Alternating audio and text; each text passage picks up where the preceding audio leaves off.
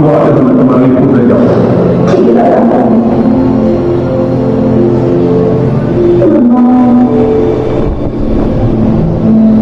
आगे जाकर पापा से प्यार कैसे?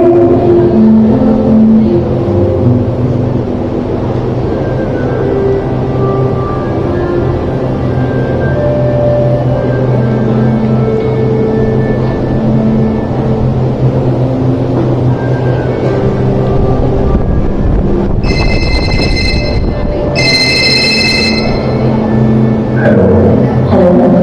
आशीष जी, जो तुमने मुझे लेटर दिया था वो लेटर के अंदर अरेस्ट नहीं हो पाया।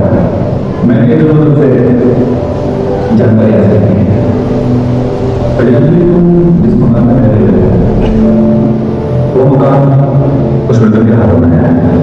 वो एक नंबर का कमीना और चला आदमी है। तो